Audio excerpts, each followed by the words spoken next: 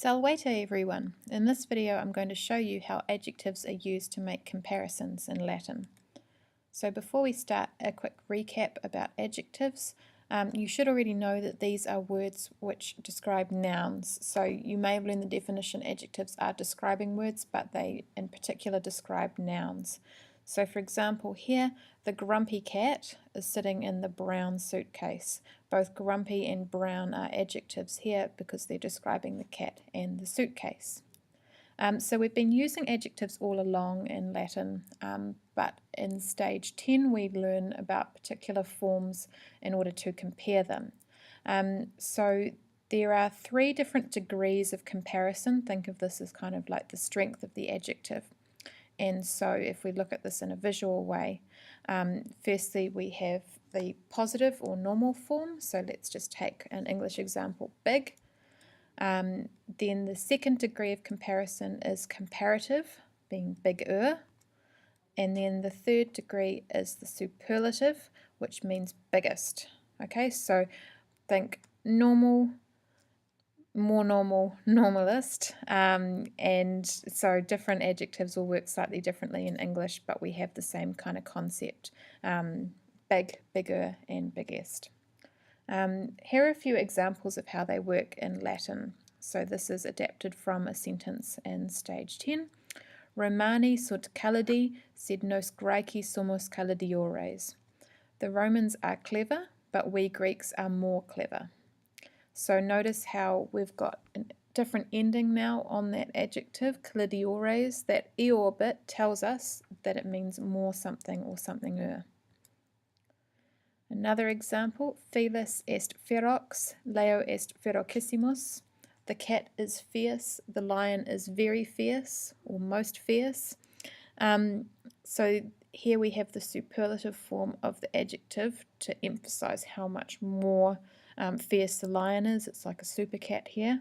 And if you're a musician, you may have seen this in the Italian instructions. So for example, piano means to do something quietly, and pianissimo is very quiet. So now we're going to have a look at the endings and how they work in Latin. So we've got our 3 forms, positive, comparative, and superlative, and we'll take the first example we saw, which was calidus, meaning clever.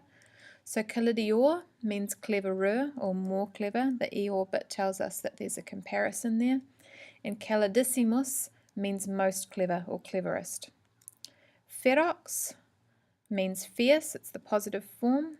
If we want to make a comparison, we would say ferocior, or more fierce, fiercer. And finally, ferocissimus is the superlative form, most fierce, fiercest, very fierce. Pulcher, you may recognize, means pretty or beautiful. So we've got beautiful, pulchrior, more beautiful, and pulcherimus, most beautiful, beautifulest, very beautiful. And so you can form generalizations from this. So the comparative will always have an eor bit in it, just kind of like how we have er in English, cleverer, fiercer, beautifuler. Doesn't quite work. And then in the superlative form, usually it has that issy in it, but otherwise there will be another kind of double consonant there. So issy, eri, which stands out. And so remember that those mean very. So key points just to recap. Number 1, adjectives are used to describe nouns in both Latin and English. The new thing for us is that there are 3 different degrees of comparison. So we've got positive, the normal form. So for example, we've got small. Comparative is more small or smaller, and in Latin that ends in eor. And then the superlative form means smallest, very small, most small, and that usually ends in an ending like issimus or erimus in Latin with a double consonant.